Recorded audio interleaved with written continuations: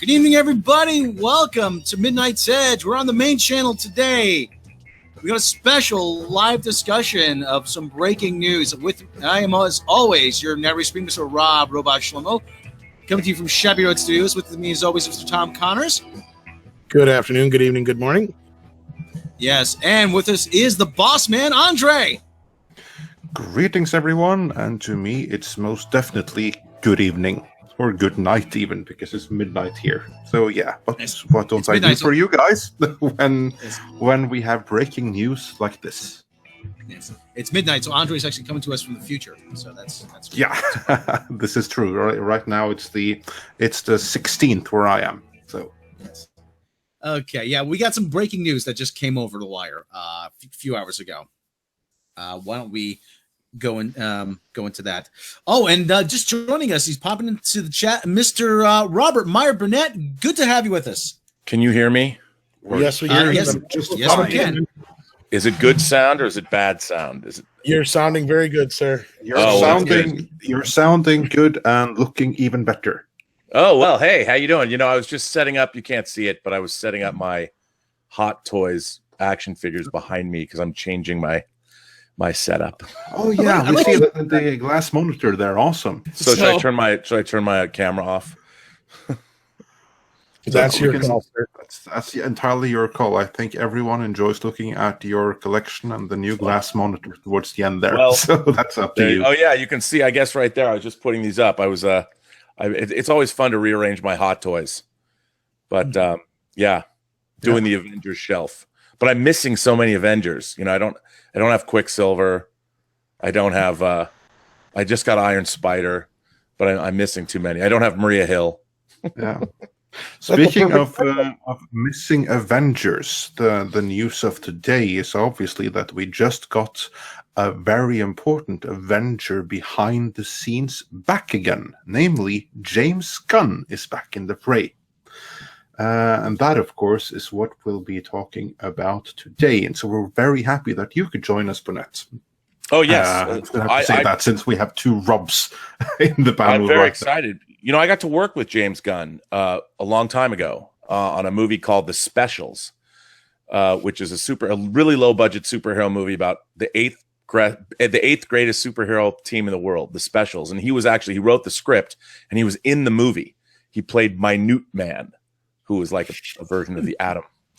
And he was great. I've known James for 20 years now, and he's been one of the nicest guys in the industry, and I'm really happy to see him back where he belongs. Yeah, I think many are sharing that sentiment.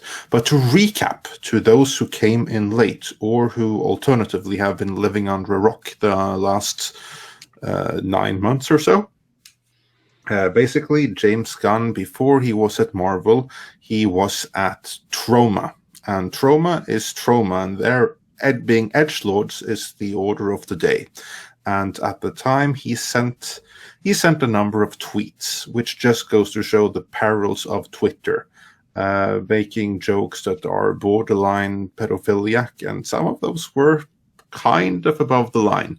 But then they were brought back in the limelight, used against him by people in one particular political camp who were fed up of people in their political camp being ousted when their past tweets came back to haunt them. So they wanted to turn the tables, and Disney, of course, responded immediately, which you can kind of understand in a way, because they'd already fired Roseanne Barr, which is the natural comparison there. There you have two opposite sides of the political spectrum. Both have been speaking out of turn on Twitter. Granted, one was more current than the other. But still, there you had then two opposing factions. So perfect. There you have the fan base and everyone divided among partisan lines right off the bat. And there you then have the perfect means for controversy. And it's a little bit a case of you're damned if you do and you're damned if you don't. That's kind of how I see it, at least. I don't know what you think about that summary. I think that's a great summary. I mean, what's really interesting about James Gunn is he was always an agent provocateur in a way. He wrote a novel. A lot of people don't know he wrote a novel. He wrote a very good novel. It's very dark, called The Toy Collector. And if you know about James's past, I mean, he uses a very dark, sardonic brand of humor. And a lot of his tweets and a lot of what he would dress up as, I mean, this was very much a part of this kind of sort of alternative counterculture, filmmaker, artist, musician. It was not, look, for the people on the outside, it looked like it was in particularly bad taste a lot of the time, but that was the point. And look, in our new woke era where everybody's trying to be, I don't know, progressively far left, they go into the realm of they've gotten rid of all humor. They've gotten rid of all kinds of, I fear for our future. But James Gunn was never a bad man. He was never advocating these things. He was just using them in a very blackly humorous way.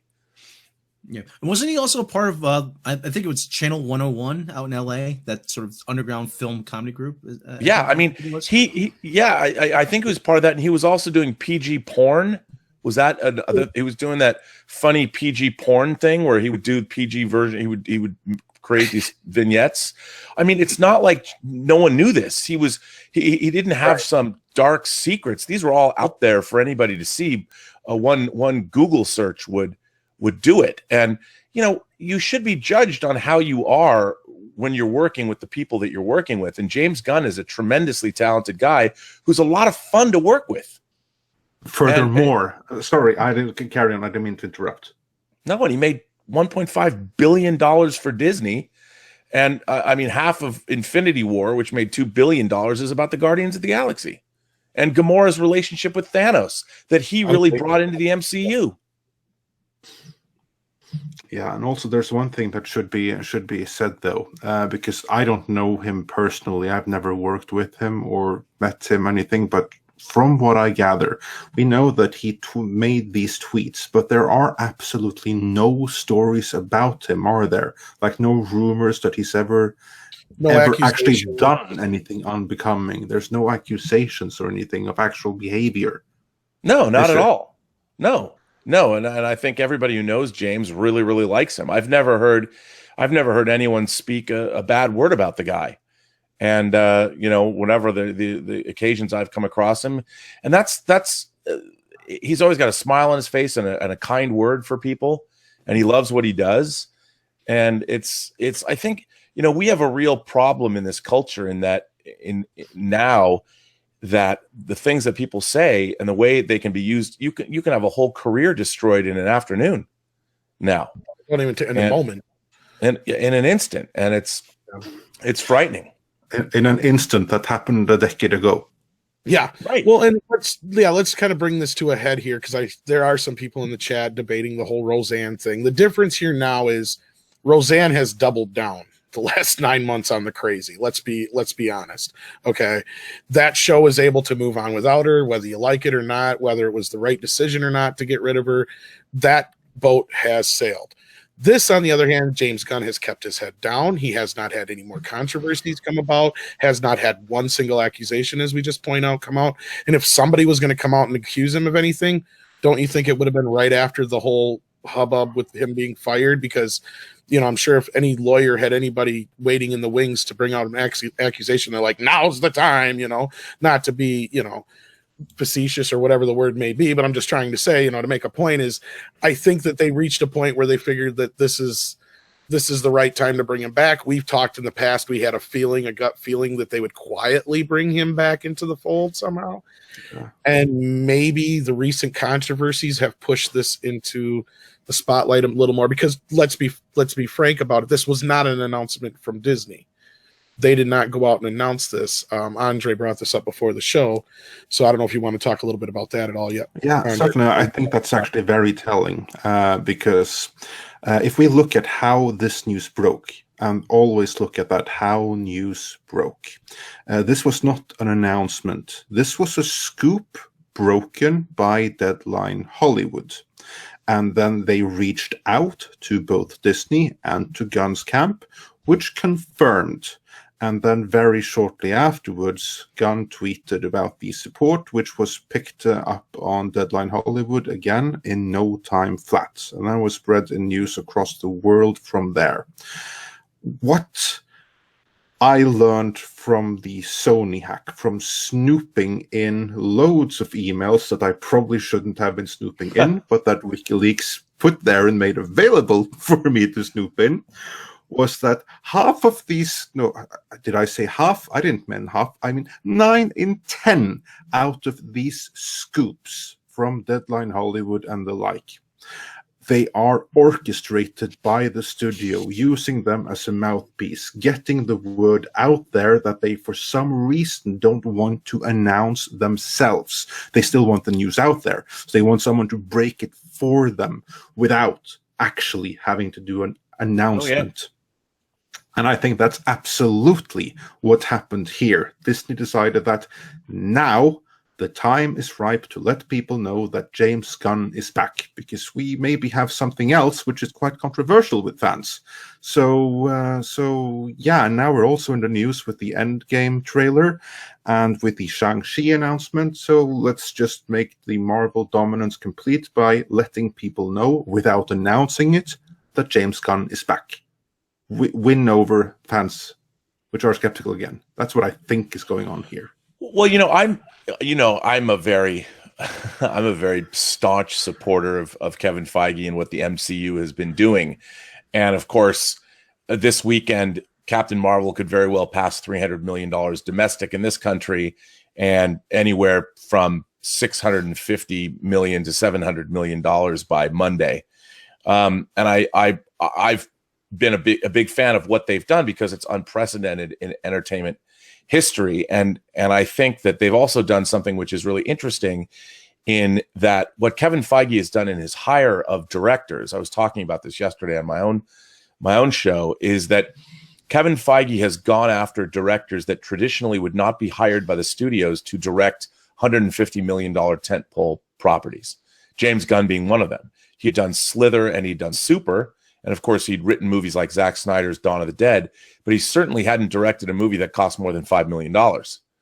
And yet he was tapped to direct Guardians of the Galaxy. And in addition to that, you had the Russo brothers, who had done, I think, one feature film, but again, low budget. They were working on shows like Community. And then you had, of course, Ryan Coogler, who had done Fruitville Station and then Creed.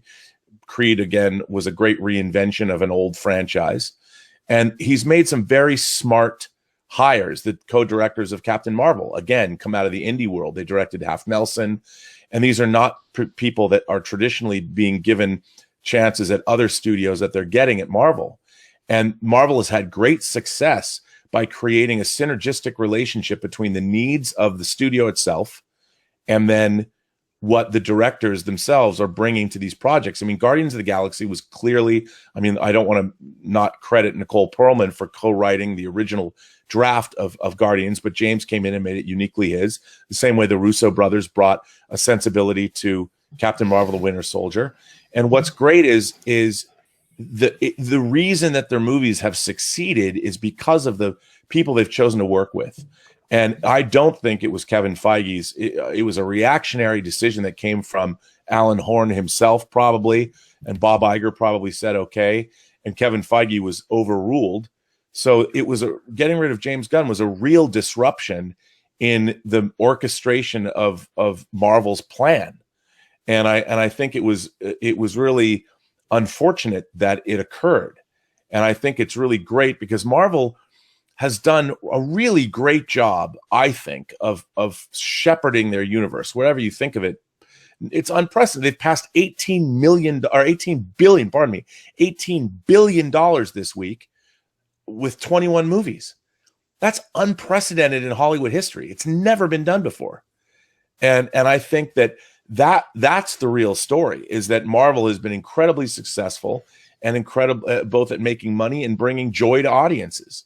And I think that's a really interesting, unique a thing that they've done. And Kevin Feige probably used his clout. He's like, look, dude, he probably went to Alan Horn. Yeah. And he said, how much money do I have to make for this company before you allow me to not see my plan disrupted. And that was really the first time that I think, other than like Ike Perlmutter interfering with TV, it was the first time that Up on High that he was really interfered with. And it was a mistake. It was a big black eye on Marvel, and it was a black eye on Disney that kept going. And it was the one thing that people could look back on. Maybe they'll look back on things like Thor: The Dark World, but that was early on. But Marvel has been doing a great job, and I think this was a way to rectify that situation.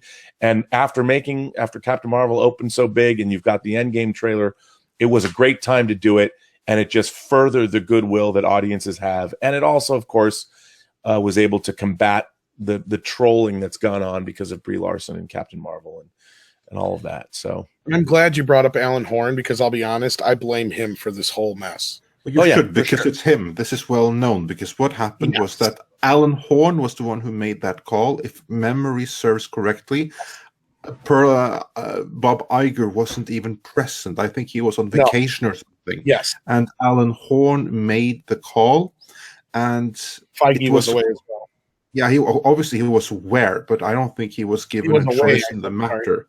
And I think that they were like that they were priming James Gunn to kind of like take over the MCU, which was going in a more cosmic direction. That was the plan. And I think that down the line, like, Kevin Feige isn't going to run it forever. So I don't know this for a fact, but I'm just speculating that they were kind of like hoping that, or giving him more and more responsibility for shaping the MCU going forward. And then suddenly he was gone. And I think that threw a far greater wrench in their plans than we on the outside probably are aware.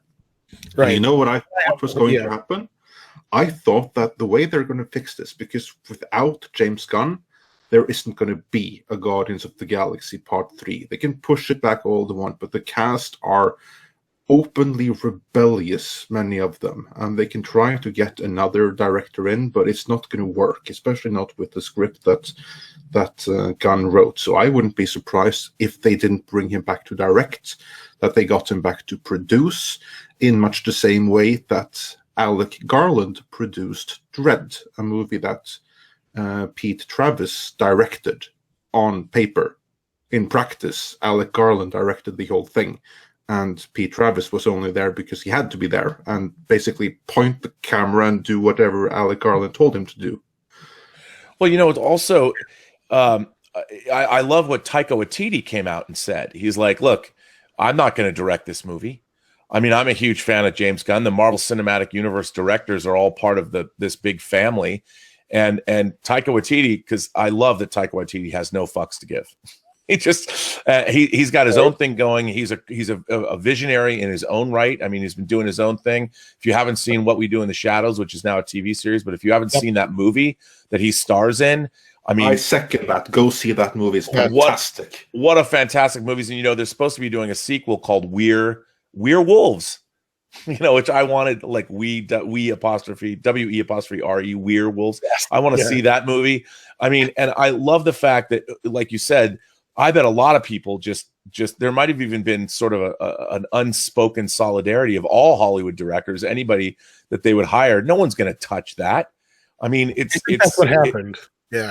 I do. I think that's what happened. And I think that they made it they were very aware. You can't make a movie that's made 750 and then $800+ million, 1.5, almost 1.6 billion. And no one in their right mind is going to get rid of a director who, let's face it, in this day and age, he didn't do anything to anybody.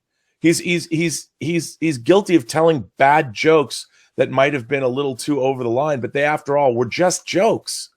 He didn't do anything to anybody. And I think you should be able to joke about anything. I was raised a Jew, and I've heard the worst Holocaust jokes you can ever possibly imagine out of the mouths of my family. And and if I said them now, I'd probably be pilloried by the online community. But it's words are just words, and I think it's really unfortunate that we've allowed people to in this day and age, this hysteria. It's almost like the Salem witch trials. People are burned at the stake without due process, and it's a dangerous way to be. Yeah. Well, and that's what we brought up when it first happened, because first of all, Disney was well aware of it, because we went back and we found articles where they're like, the guy from Troma is going to be directing Guardians of the Galaxy. Is Disney insane? There was tons of articles with basically those exact headlines. And I'm glad you brought up Taika Waititi too, because I was going to bring up that. It was like I said, nobody wanted to direct this thing, it felt like. So I had a feeling that sooner or later they were going to work him back into the mix. We had said that before. And the same thing, like Andre brought it before. My theory was that I think Feige was probably going to move over to Star Wars and Lucasfilm, and they were going to have James take over the MCU. And as soon as that all happened and Horn made that decision and screwed everything up, that threw everything into a tizzy. And then just to go one more time back to the Roseanne thing, because people keep bringing it up. The difference is Disney knew about this stuff in advance. It wasn't stuff that he did now or said now. There's never been any accusations. Roseanne was a totally different animal, and they had to react. Is she going to get rehired now because of this? No, not likely. Like I said, that train did go past. She did apologize, yes, Levi Wenzel, but she came up with 20 excuses before that. That's the problem. Well, the big difference between Roseanne and James Gunn is Roseanne dealt in a lot of conspiracy theories, and not to get too political, but one of them actually did result in a guy going into a pizza restaurant in Virginia with a gun. I mean, that's the other thing. I mean, Roseanne's actions actually may have harmed somebody indirectly. How many years she's had similar situations. This is not the first time she's put her foot in her mouth. This is the first of probably 30 times in the last 20 years. So, I mean, you really got to look at it that way, too. And Disney's not going to put up with that either. But in this situation, you have a situation where we said this, too, when this first happened, Rob, and I know you feel strongly about this as well, being a comedian. If you are mad about James Gunn being rehired or the jokes he made, yet you have laughed at anything that's been on South Park, the movie Airplane, any Mel Brooks movie, then you're a hypocrite, because there's tons of pedophilia jokes and all the things I just mentioned. It's just a matter of whether or not they're executed well or not. That's the problem. And at this time, there's no accusations, nothing to pinpoint any way, shape, or form that James Gunn is in any way a pedophile. That's the end of that. So that's and that's the real danger is that we can't even joke anymore about things. I mean, look, as dark as the jokes can get, as dark as humor can get, that doesn't mean that you've actually harmed another human being. I understand that we all have to be mindful, and we all want to be sort of we want to treat our fellow mankind, our men and women on the planet, all the different kinds of beings that live here, with respect. But dark humor is a way for us to deal with the human soul and the darkness that is in the human soul, and confront it in such a way that you can still think about these things, but it's a way to sort of break the ice and talk about very difficult issues, at least start the conversation by using humor, as opposed to, it's the same way that Rod Serling used fantasy, science fiction, and horror in the Twilight Zone to discuss issues that couldn't be talked about on television at the time because of the codes of conduct and the codes of content that they had. Same with the original Star Trek, and that's what dark humor's for. Look at the Stanley Kubrick's entire oeuvre of film. He's my favorite director. I mean, can you imagine? There's people that would come to my house and probably burn my copies of Clockwork Orange if they could. Yeah, you could never make a Clockwork Orange today. Never. So. Blazing Saddle, or if you showed it in college, there'd be some students that would say I was triggered and this professor should be run off campus because he showed me a Clockwork Orange or Blazing Saddles. Yeah, try showing those in your old college, for instance. Oh my God! See what happens. I feel bad. I went to the Evergreen State College, and they've shamed me for the rest of my life because of what happened in 2017 to Brett Weinstein, and it's just unbelievable. Oh my God, that was a disgrace. And it's like watching it. I just have to say this, because unlike the rest of the panel here, I'm not American. Not one more time. It's late here. Sorry, I'm not American. You're kidding. No. Yeah. This may come as a shock to some people, but really, I'm not. But just looking at the history in Europe with how some political movements can begin, what I'm witnessing with the outrage culture, just seeing it from the outside, it's fucking scary.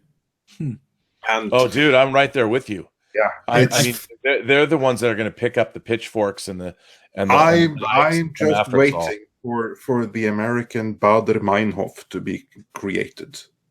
Yeah. Oh yeah, I call it the outrage industrial complex. You have certain people, it's like social currency now to get on Twitter and I am outraged about this, and and they trade in likes, or as I call them, woke points now.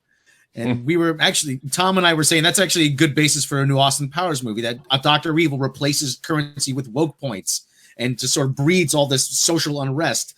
But that's neither here nor there. But it's just, everybody's just waiting to be outraged at something. And we were talking about old movies before, like Animal House is a great example. I mean, and that does actually have some things, but I can't watch it now. I watch it, I say, can't do that anymore, can't do that anymore, can't do that anymore, can't do that anymore. I'm like, fuck, what's left? Jeez. And the thing about Animal House is actually it's a very smart comedy. There's a lot of really smart stuff in there. There's a lot of literally sophomoric humor, but it's a very smart movie. And Blazing Saddles, at the time it came out, I mean, right on the heels of Civil Rights. I mean, it was an early 70s film. It was incredible what they got away with, and it was really Mel Brooks poking fun at culture, American culture specifically, and he was going for the jugular in that movie. Oh yeah, I think it was it George Carlin or was it Mel Brooks that said if you're not offended by comedy, then you're doing it wrong. So probably either one of them, yeah. But I agree with that 100%. Yeah. So anyway, next, I could talk about comedians all day. So I mean, that's, and I always say somebody like, and people point out to me in the chat and point out Sam Kinison could probably never get a gig now if he was starting now either. Oh my God, can you imagine? No, he wouldn't.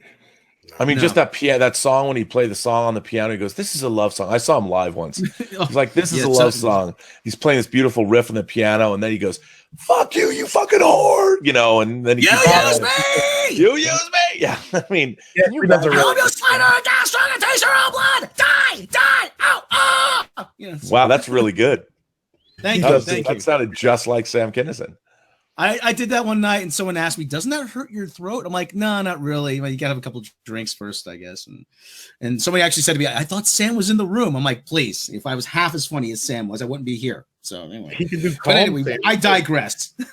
So not just Mad Sam, he can do Calm Sam too. That's the real. Yeah, I do the calm Sam, the quiet Sam, the kind of introspective Sam when he was on the Howard, Then he started to get loud. So anyway, that's amazing. Oh, geez. Thank you. One of my few talents. But anyway, gentlemen, what's next topic? Let's move on before I shatter my vocal cords. So yeah, well, before we leave the James Gunn topic behind, I get the general sense that we at the panel, we don't mind too much that James Gunn is back. Now, how excited are we for the future of the MCU now with Guardians of the Galaxy 3 back on track? After James Gunn has finished shooting the Suicide Squad reboot, because that's what it is. He said, yeah, some people were asking about that. He is still shooting Suicide Squad redo first.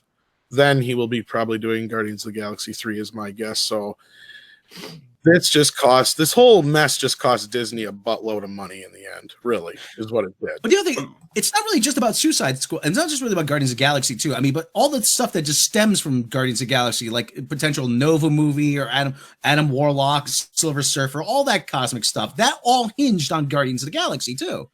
Right. So it's not just that, yeah. Also, there's even the Eternals. I mean, the Eternals is pretty much contingent upon that as well. Yeah, it's the whole cosmic corner of the MCU is all began with Guardians.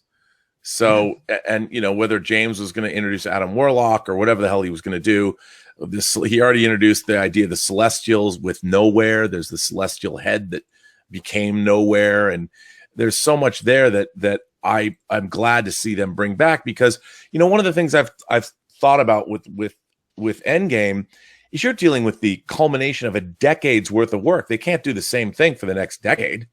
They're going to have to change it up, and I think their cosmic realm is the way they do that, and I'm glad to see him back. And also, I'd be very, very happy with a more cosmic turn for the MCU, because when I look at my favorite MCU movies, most of them are in fact cosmic in nature. And now that, according to many, Star Wars is dead and buried, then and Star Trek, let's not even get into that. then if the MCU wants to keep us covered with our fix in space opera and science fiction, then I'd be all for it. Yeah. Yeah. And of course, like, this is the cosmic stuff. Also, it still leaves wiggle room for things like for the Fantastic Four whenever they decide to get that coming in. But I don't. But yeah, a lot of stuff it hinged on James Gunn. But I can't think, like I said, they were grooming him for a larger role to kind of oversee that kind of stuff. At the same time, what do you guys? I mean, do you guys kind of think about that? I don't think Kevin Feige was going to move over to Lucasfilm, though. No, that's just speculation. I think it's good speculation. That's what I said. Yeah, that was just my. Yeah, my okay, yeah. Yeah. There's no actual rumors about it.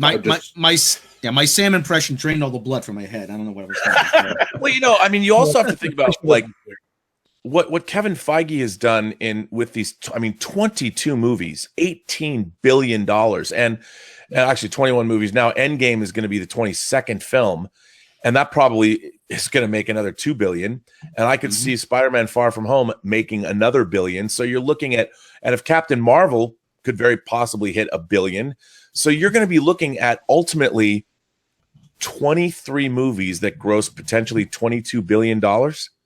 I mean, that is so far beyond any kind of success that maybe you could go back and talk about, well, David O. Selznick or something, for Gone with the Wind or Adjusted for Inflation, but no one's ever done anything like this. And I could see, once you've done this, if I were Kevin Feige, I would want a new challenge.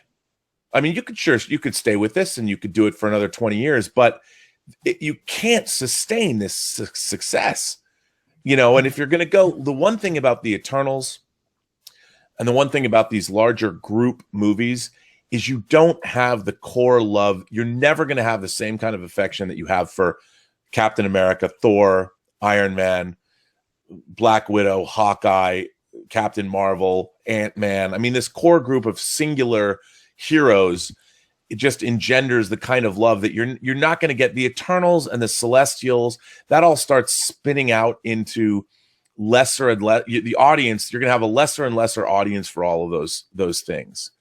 And you can't keep paying your core cast more and more and more money. Eventually, Robert Downey Jr., just by definition, is going to be like, well, you have to pay me $200 million to come back to play Tony Stark. I mean, it becomes untenable. And while it might be interesting for him to go back and rebuild the MCU and see if he can do the same thing in the next 10 years, I don't think it's possible. So what incentive does he have other than setting himself up personally for failure unless he takes on a new challenge? And if they needed somebody to shepherd Star Wars for the next 10 years, they've got a lot of interest, which they do. And look, you've got a lot of, I think Favreau's, I'm deliriously excited for The Mandalorian. I think we're going to get something really interesting with The Mandalorian, because it's truly going to be able to delve into the Star Wars universe unfettered from anything that we've seen before. And people are going to get their backdoor Boba Fett movie, even though it's not Boba Fett.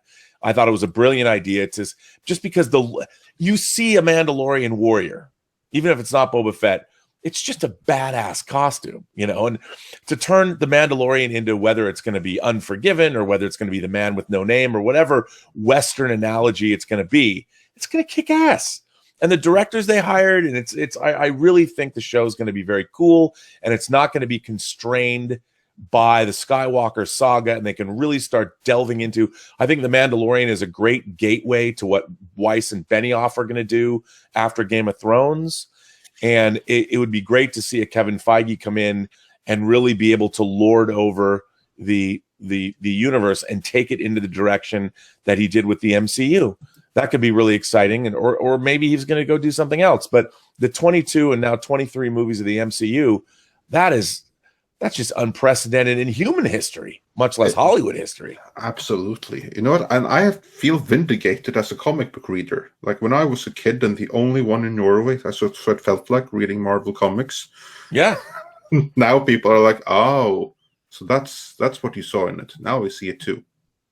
Absolutely. And you know what I think is really cool is, look, is the Marvel Cinematic Universe made up of the best movies ever made? Well, some are much better than others, but for the most part, what they've really been able to do is capture the way, and Andre, tell me if you feel this way, the way it felt to be a comic book reader. Yes, absolutely. The movies, when I sat in the theater watching Infinity War, I'm like, I can't believe what I'm watching. I can't believe I'm actually watching a movie where, hey, Thor's going to go turn on a neutron star, and oh, hey, Ebony Maw is going to steal Doctor Strange, and oh, hey, Spider-Man's going to be given the Iron Spider suit. I'm watching the Scarlet Witch and Vision. They've hooked up. I was like, Disney's never going to let them hook up. But they did. And I was like literally watching this movie thinking, I cannot believe somebody managed on a movie screen to, and it's not exactly the same, but they've come as close as you could possibly come to what it feels like to be a comic book reader. When I was reading Crisis, or when I was reading Marvels, or when I was reading the Infinity Gauntlet, the Infinity Crusade, the Infinity War. I mean, it's unbelievable, whether you like the films or not, what they've been able to accomplish. And I've been blown away.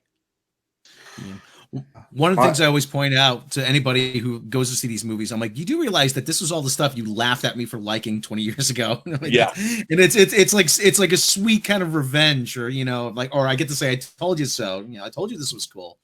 And so, but yeah. But it always happens though, whenever I hear about a new movie or whatever, even Guardians of the Galaxy, I said, how are you going to make this two movie? Or even Iron Man, when I first saw the trailer, okay, that's how you make it into a movie. They really do have this down to a science almost, it seems like. I mean, I was like, there's no way they're going to make a Thor movie be able to work in the same universe as that first Iron Man movie. I'm like, they're just not, okay, they can't do that. How are they going to do that? And they did. They made you believe that those characters could all interact. And even the first Avenger, which I've developed great affection for over the years for what it's done. Even that is like balls to the wall, super science, Hydra, the Tesseract. I mean, all that stuff. It's so quote unquote comic booky. And it's so you watch it and then yet they're able to caress that. Look, one of the most astonishing things I've ever seen in my life is the first Avengers movie. I was like, I can't. There's a helicarrier in this movie. I can't. So was everyone. I'm like, I never would have thought. I sat in the theater.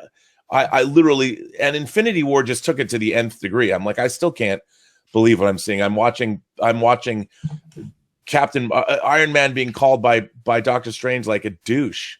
Douchebag. I'm like, I never thought I would ever see this in a movie. It was unbelievable. Like, yes. Crazy. It is. Okay. I keep saying to myself, actually one of my favorites is actually also the Captain America: The First Avenger, and I think it's absolutely criminal that Joe Johnston is probably one of the more underutilized directors in Hollywood. Just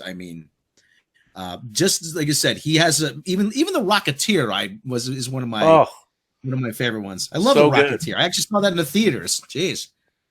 I was like, hey, that looks cool. I'm like, wow, this is really, why is nobody else into this? Jeez, what's going on? So anyway. And what a great use of Jennifer Connelly. Oh, yeah. Oh, God, I love her.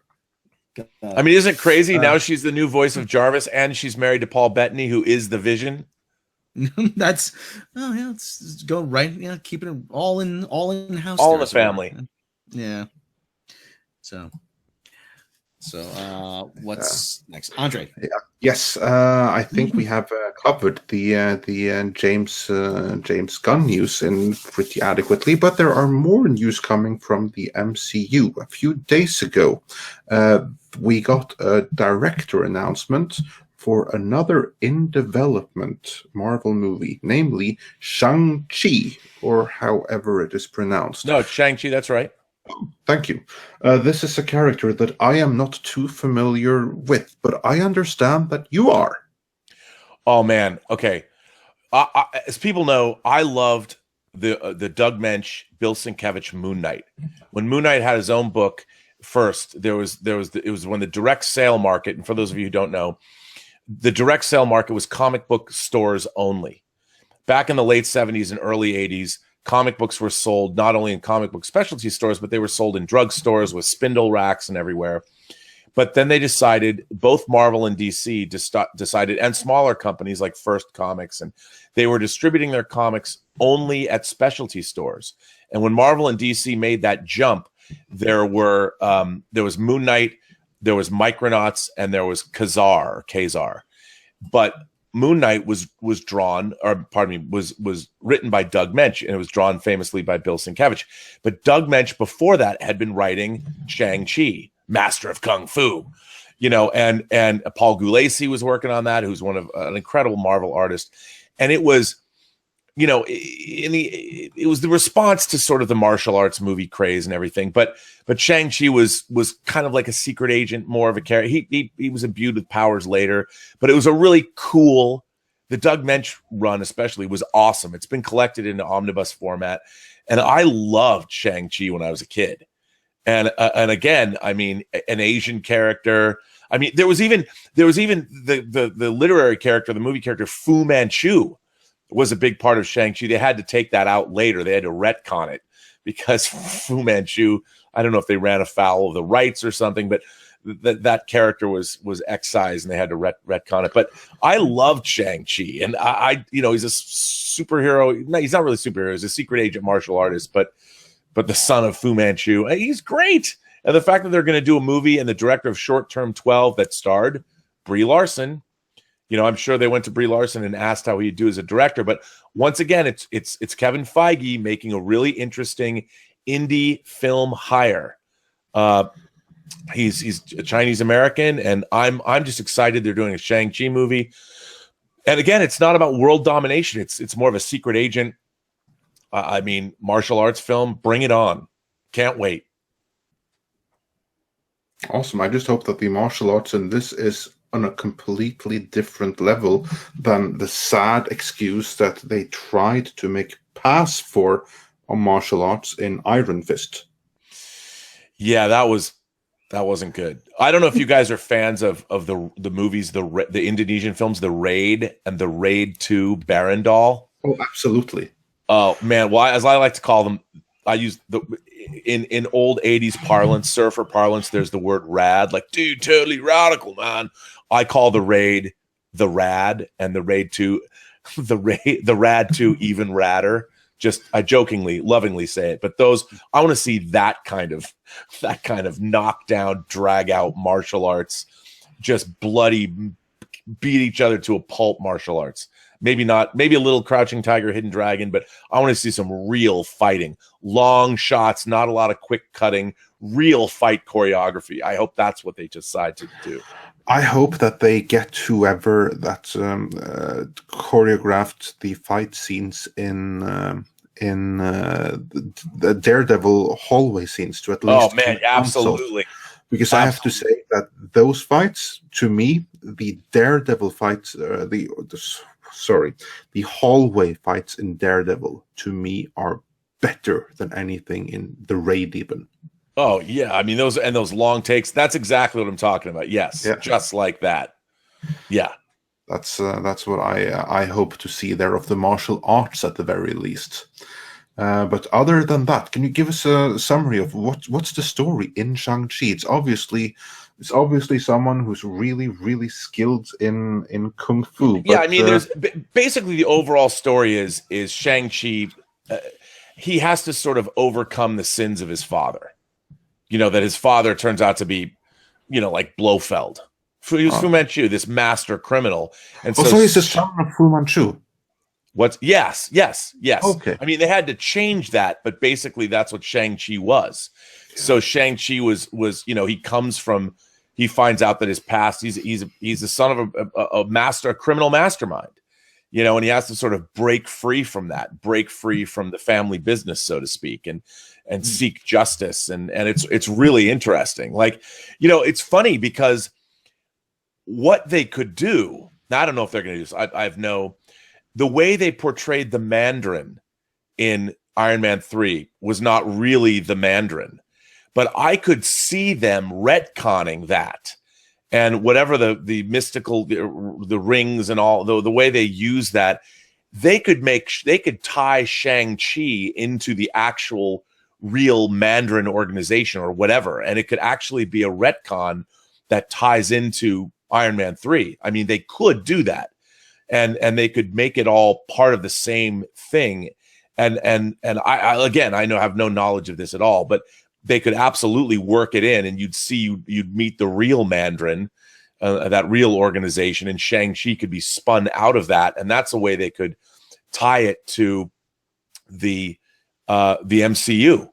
And I think that Shang-Chi, the same way that I thought it was a brilliant move to put Black Panther into Civil War. And the way they introduced Black Panther, he had his own agenda. You know, his father was killed. They did a great job introducing us to this character that's now beloved, but he was introduced in another MCU movie beforehand. And it would be really cool. I think they're just going to go for broke and do a Shang-Chi movie.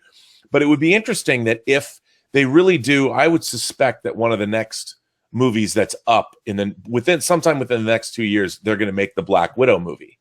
And I think introducing Shang-Chi in a Black Widow movie is a tremendous move, because you do it the same way that you introduced Shang-Chi in the same way Black Panther was introduced in Civil War. At least if that's how I would do it, is make that Black Widow movie and introduce elements of the Shang-Chi character in the Black Widow movie, because I mean, that's the way to bring that character to the fore. I think it worked well with Black Panther, and I think that's probably what they're going to do. I have a theory on the whole Fu Manchu thing, on how he was the son to begin with, because this is very typical Marvel, at least Marvel of the 70s. Because what they did loads then was that they licensed other characters from other companies, right? And they integrated them into the Marvel universe. And then at some point, these licenses expired, and then they could no longer use these stories. That is why my favorite character is Conan the Barbarian. Sure. And from 1970 until 1998 or something, then Conan was the official backstory or prehistory of the Marvel comic book universe. Yeah, and that, just to follow up what you just said, when the character was conceived in 1972, I'm reading this now, Marvel had wished to adapt the rights, or try to get the rights to the Kung Fu television series, but they were denied permission. So instead, Marvel acquired the comic book rights to Stax Romer's pulp villain Dr. Fu Manchu. They developed Shang-Chi, a master of Kung Fu, who was introduced as a previously unknown son of Fu Manchu. Through an original character himself, many of Shang-Chi's supporting characters, most notably Fu Manchu and Sir Dennis Nyland Smith, were Romer creations. So that's amazing.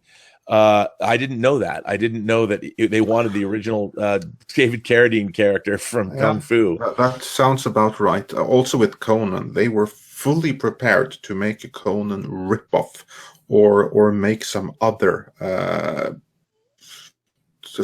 thing from the paperbacks of the time. It was just the luck and persistence of Roy Thomas that made it actually be Conan. Otherwise, it would have been another one, and we wouldn't have gotten the Conan movies or anything because of it. But yeah, I'll get back to that in a later video. Yeah. And Shang-Chi's mother was a white American woman, genetically selected by Fu Manchu. Ooh. So it'll be interesting to see if they incorporate that part of his mythology into the comics. But yeah, it's funny because I'm reading this little, I'm on Wikipedia reading this, just so you know. I'm not pulling this out of my own memory, but it was interesting because the creators, the original creators of Shang-Chi were Steve Englehart and of course Jim Starlin. who was one of the great architects behind Thanos. So it's really great to see these creators get this kind of credit. And what's interesting is then when I started reading Shang-Chi, Paul Gulacy, who was a phenomenal artist, he also did a really cool comic book miniseries that Epic Comics put out called Six from Sirius, which was a science fiction miniseries. But I love Paul Gulacy's art, and that's when Gulacy came aboard, they made him look more like Bruce Lee. Shang-Chi look more like Bruce Lee. So that's pretty interesting. Yeah. Awesome. Anyway, that's something that will be we can look forward to. But I have a follow-up question to that, because then we know that this is obviously then a phase 4 or post phase 3. Maybe it'll just be post phase 3, and there will be no other like specific phases going forward that we don't know. But we're going to find out sooner rather than later. Mm-hmm. When do you think that we're going to learn the plans post phase 3? When we're going to get more movie announcements? Well, I think by the release of Spider-Man Far From Home, they've got to have a post tag of some kind. Now, look, I again, I'm making this shit up as I'm talking to you, but if knowing how they work, as soon as the Marvel, the Disney Fox merger was announced, look, they had gone after Spider-Man and they got him. I have to believe that they were in negotiations. They were trying to get these characters. They were able to get Daredevil for Netflix away from Fox because they didn't make another Daredevil movie. I'm sure there were many high levels. They've been planning what they were going to do with the X-Men and the Fantastic Four for a long time. They have major plans. And if they're going to deal with the Eternals, which means they're going to have to deal with the Celestials probably too, I think we're going to see Galactus. We're going to see the Kirby version of Galactus. And I keep talking about, John Campy and I have talked about how we're going to see, like, what if at the end of Far From Home, if not Endgame, the last tag is you're in deep space and you see the gigantic, first of all, you see a streak of silver just coming at you, whooshing across the screen where we don't even see what the Silver Surfer looks like, followed up by the gigantic world-size Kirby-esque Galactus spaceship. We go in and we have Galactus in there, and you hear him say, "I hunger." And you just end it there. And then they'll have an announcement of what it's going to be. It's going to be the Fantastic Phase 4. That's what they're going to end up calling it. The Fantastic Phase 4. I seriously hope so, because there are so many Fox characters that I would much rather see a prominent role in the MCU going forward than a certain other character, which is creating controversies right about now. But yeah, hey, that's well, I mean, Reed Richards should take over the Tony Stark role. Reed Richards should become basically the leader of the Marvel universe moving forward. And you delve into John Byrne's run in the 80s, where all that cosmic stuff that he was doing, and you've already Thor Ragnarok has already brought in the idea of that Kirby-esque universe. They carry that stuff forward. You can do there's so many more interesting things as they go more cosmic and more space opera, and they add in, you bring in the Annihilation, the Nova Corps, you bring in Adam Warlock, and you bring in all of this stuff, and it's different enough, and you have the Guardians of the Galaxy lead the way, followed up by the Fantastic Four, followed up by the Eternals, the Celestials, the Guardians, the rest of the old Guardians, the new Guardians, and they could do a whole new thing with it. And they use the what happens on Earth is you deal with the X-Men. While the Marvel Cinematic Universe moves more toward the cosmic realm, you have the X-Men come to prominence on Earth, and you do both concurrently. I mean, hell, the Shi'ar Empire. You introduce the Shi'ar Empire in Guardians of the Galaxy, and you deal with that, and then they're out there. So when the X-Men come in, you could do Lilandra, and you have the Starjammers and all that stuff. It'd be awesome. Do you think something like Shang-Chi still leaves the door open for like street level heroes like Moon Knight, or for like Luke Cage to possibly pop up, or even like a revamped Daredevil to pop up in the future in the MCU? Because that's one thing I did hear was that it's just speculation, but people have said, I don't know who these people are, but that there is still some room for there to be a Daredevil movie, even without the Netflix series. I think absolutely. I think no. What's interesting is Shang-Chi has been both part of Avengers and Secret Avengers, Heroes for Hire, Marvel Knights, and all these characters have interacted with everyone else. I mean, I really think that they have proven with movies like Ant-Man and the Wasp. Ant-Man and the Wasp, I would say, are base hits for Marvel instead of being home runs. But those movies, I like both of those movies very much. Now, they're probably never going to make $1 billion. But if you have a series of films that are coming out and making $500 and $600 million that don't cost as much, why you could do a killer, say, let's even go to 100 million, $75 to $100 million Marvel Knights movie, and add the street level characters and do something kick ass. I mean, I would love to see, as much as I liked seeing ninjas and stuff, they just didn't do ninjas well. I'd love to see them do those kinds of things, and they absolutely can, because the amount of money they're making now just simply can't be sustained. But if they bring back the costs, because they're going to have new actors, so they don't have to have the kind of fees that they're paying for, say, Robert Downey Jr. He doesn't have to make $50 million a movie. That the costs, everything contracts. They do what they did with the Bond franchise after Moonraker. They go, where do you go after Bond goes into orbit? You've got to bring him back to Earth, and they make For Your Eyes Only. And that's kind of what they have to do now, is they've got to introduce this new brand of characters that are kick-ass characters, but the Thanos is not threatening them. And I think Shang-Chi is going to be one of those. Black Widow is going to be one of those characters. They're going to turn it more. It'll be more international intrigue, more Bond, more Bourne, more, and that'll open up the opportunities for Moon Knight. Because I mean, Moon Knight, now that they've gone full on, Moon Knight is his mind is fractured. They could do a really crazy. They haven't done a crazy person movie. They haven't done a superhero version of One Flew Over the Cuckoo's Nest. So I think that's what they're going to do. Is in phase 4, they're going to change it up. And I think street level characters are going to have to be, by definition, a part of what they're going to do.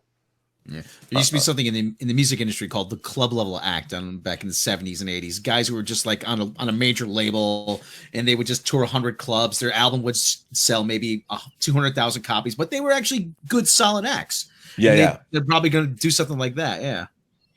Yeah, I mean, they have to, because even Disney shareholders, the expectation is going to be like, well, when are you going to do Avengers 4? And I mean, well, after Endgame, Avengers 5. And when are you going to make another $2 billion? And they have to come out and say, listen, we've done something that was unprecedented. It can't be sustained. So what we're going to do now is we're going to go back to 2008. We're going to start, and we're going to build our characters and work up over the next 10 years to the kind of success we saw over the last, 5 years, beginning with Avengers and Age of Ultron and Civil War and all of these movies that we've built up to, because that's the only way you can sustain that business model. Yeah, I agree. So it's going to be changes going forward. I'm just curious to when we're going to learn about which movies are coming. They obviously know. I think after Endgame. I think after Endgame, and with the ramping up to Spider-Man Far From Home, they're going to announce those kinds of things, because we get Spider-Man in July, and I think maybe they'll have a presence at Comic-Con this year and not sit it out, and they'll announce what they're going to do. Because these movies are going to go into production. I would imagine that Black Widow is going to be one of the first. Shang-Chi is going to be one of the first. I don't know so much about Eternals, but that probably will be on tap. Doctor Strange 2 is being developed. Who knows? But I think they're going to have to, because it takes a year and a half to 2 years to make these movies. So what do they have coming out after Far From Home? I would suspect that they might even have a film in production that we might not know that is even in production. Maybe it's only in pre-production, but they're going to have to start it soon, because they've got nothing after Far From Home. Well, actually, they've locked down several dates. You have multiple dates with unannounced Marvel movie that are tying up release dates for years to come. So it'll just be cool when they have if they have a new press conference, when they announced Phase 3 to begin with. For sure. So we learn is coming there. I'm really looking forward to that. And it's no secret that I was not a huge fan of Captain Marvel. Right. We have to disagree on that one. But I love the MCU, and I really hope that it's going to move in a great direction. And I hope that James Gunn being back is going to only help in that direction. Yeah, I think so too. Yeah. Tom, Rob, you have any thoughts on the matter? Not really. Like I said, other than the like I said, we can speculate what the untitled Marvel films are. I mean, because like I said, dates are open, and as you said, they've got to have a plan. I mean, Kevin Feige probably has a huge flow chart on his office wall, and guaranteed. I can say what I would like to see. Like I said, I'd like to see Nova Corps, and I absolutely would love to see Silver Surfer, and I'm just wondering, if there's any, I don't know if reticence is the proper term for going back and trying some characters like or some franchises like the Fantastic Four and the X-Men again, as seemingly they've been mined to death by Fox. I mean, I'm wondering if there is some reservation about that, at least not doing them right away. Oh, I think that it doesn't matter what Fox have in mind, especially with the Fantastic Four, where they've barely scratched the surface. Yeah. MCU Fantastic Four movie is going to be the biggest movie of the year, right off the bat, no matter what happened before. And there's so many things that they can spin off from the Fantastic Four universe. I mean, Franklin Richards. I'd like to see a Power Pack movie. Oh man, that's a name I haven't heard in a while. That sounds like a Disney Plus thing. I know. Well, that's what I mean. Maybe not a movie, but definitely Disney Plus. I mean, I could absolutely see an 8-episode Power Pack series that would spin off out of the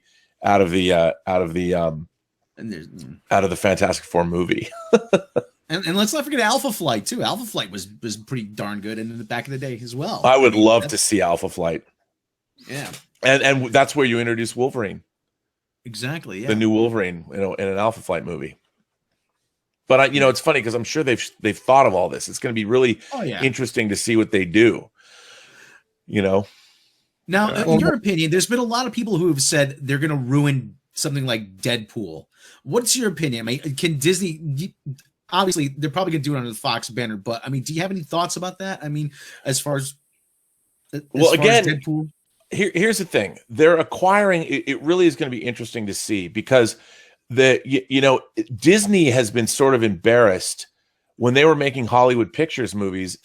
They don't even put out their own X-rated, their own previous R-rated catalog under their own banner, like with things like Ruthless People, Down and Out in Beverly Hills.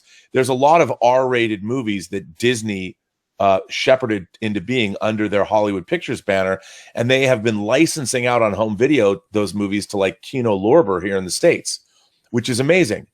But now Disney has 20th Century Fox, and 20th Century Fox, I hope they keep it because most moviegoers are not going to complain if they go to a 20th Century Fox movie and it's Deadpool. But if it's under the Disney banner or the Marvel banner, I mean, nobody complains. Nobody blames the Marvel Studios when Fox puts out a Deadpool movie because everyone knows it's Fox. And if they keep the 20th Century Fox banner, which, by the way, that means the Die Hard franchise, the Alien franchise, the Predator franchise, there's all of these big R-rated franchises that are not going to be served well if they're going to be scrubbed into a PG or PG-13 movie. I mean, we saw that with Live Free or Die Hard. It was PG-13 and they took away the signature yippee-ki-yay motherfucker. You couldn't hear Bruce Willis say that. It was yippee-ki-yay and then an explosion goes off. And of course, on home video, they reinstated that line. But I think, look, Deadpool is a movie it's like Guardians of the Galaxy. It's $1.5 billion franchise. And making a PG-13 movie, I think they could make a really funny movie if Deadpool encountered all the characters in the Marvel universe and it became this meta romp about these universes colliding. And Deadpool he's like, who are you people? I know the X-Men, but it could be very funny, but I don't think they're going to do that. I think they're going to retain, I really believe that they're going to keep the 20th Century Fox banner, and it's going to allow them to release movies like Deadpool or another Alien movie or whatever that's R-rated. Because why wouldn't they do that? Not to, yeah. Well, that's just it's all about the money. Catalog, yeah, and they want the ability, like they had back in the day, like you said, with Dimension and Miramax, to release adult-oriented films without the worry of the Disney banner being over top. Here's the thing to keep in mind: Disney did not buy Fox to shut it down. Exactly. Yeah. Yeah, I agree. Yeah. There was actually, you talk about Deadpool, that meta joke there. The Sentry actually did that very well in the comics. Right. When they introduced him, yeah. Who are you? I'm Robert Reynolds. I don't know you. I thought that was a very inventive way of bringing a new character in and sort of creating this false backstory for him. Actually, it was very. I mean, I got to tell you, I would love to see the Siege storyline when Asgard was rebuilt in Oklahoma, and Norman Osborn started the Dark Avengers in the wake of this. I mean, I love all that stuff, and I'm like. Those movies, I would watch those movies. I mean, no one else, I think they would if they did them well, but there's so many ways that they can go in the Marvel Universe now. And there's so many interesting stories to tell. It can be really cool. Give me Forbush Man. Oh, man. I want to see, what is it? Where's Rick Jones? Where's Rick Jones? It's kind of like in the DC universe. Where's Snapper Carr? Actually, I believe we've seen Rick Jones in the Incredible Hulk. I think he was one of the students snapping a picture or something there, which is something you can easily retcon if need be. Absolutely. Like where'd he go? I mean, it's so weird. And then Monica Rambeau, who we saw in Captain Marvel. I mean, I want to see the classic Captain Marvel black and white suit where she's sporting the fro. I liked that character. I liked when she was part of the Avengers, and they could do all of that. I mean, turn Carol Danvers back into Miss Marvel and introduce Rogue. One of my favorite comics of all time is Avengers Annual 10, which is the introduction of Rogue, drawn by Michael Golden and written by Chris Claremont, where Rogue steals Carol Danvers' powers. And she becomes a total sad sack. I mean, they're not going to do that now, but I love that in the comic books. Yeah. And she spent the next, how many years in a coma? That was actually, Yeah. So, but that was a great comic.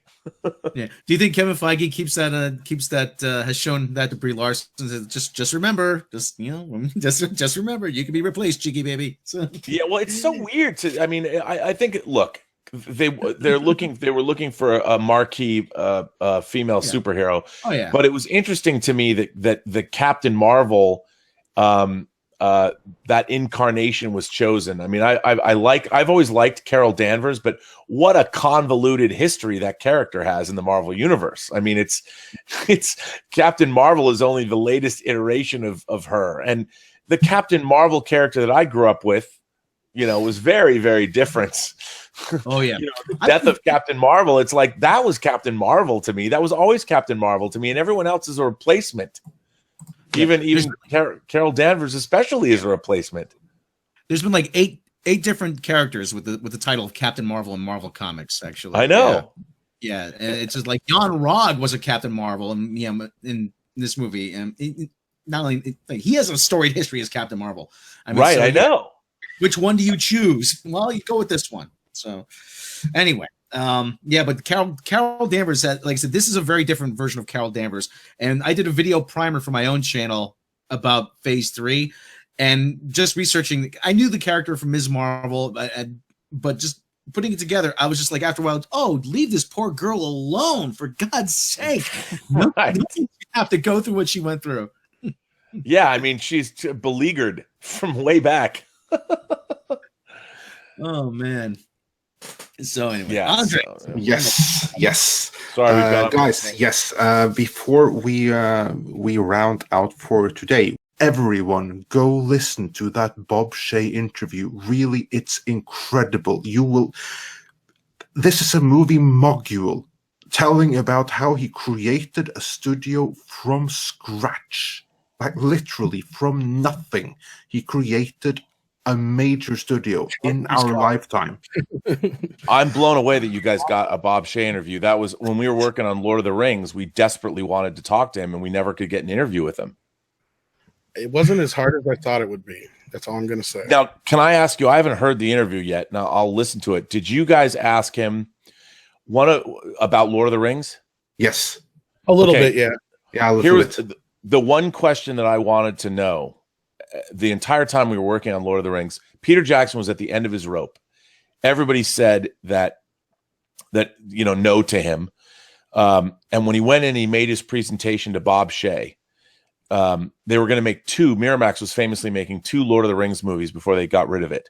And Peter Jackson had his last stop before he was going back to New Zealand to pull the plug on everything that they were developing for Lord of the Rings was with Bob Shaye. And Peter Jackson went in and made his presentation and showed him what had been done to date. The lights come up and Bob Shaye said, "Wait a minute, aren't there 3 Lord of the Rings books?" And he took the biggest gamble at the time in Hollywood history. And I want to know. It is addressed. He thought, yes. He gives a detailed story of how it became 3 movies back to back. You can rest assured that's something that we asked him. Man, I'm going to go listen to that right away because that's the story that I've wanted to know for almost 20 years. Is what made him decide to do it. Midnight's Edge are the first ones to reveal it. He didn't say it in our interview, but I know I've heard the story before. But basically, New Line started out of the trunk of his car. Yeah, he would run around college to college with reels in his trunk. Wow, that's amazing! I can't wait to go hear this. What a coup! Nicholas Meyer, now Bob Shaye. Yeah, I know how to work things. Yeah, I have to give credit to. I got you. So Tom. I got you, Robert. So. Hey, listen, I do have to jump off the phone, guys. But once again, I had a great time. It was always good to participate in these chats. We love to hear from you. You're a pleasure to have. Yes. But wow, now I'm going to go listen to that Bob Shaye interview. I just want to say I had a lot of fun, and this is always great. I'm sorry I have to jump, but I have to jump. Yeah, certainly. No problem. Thank you for joining us.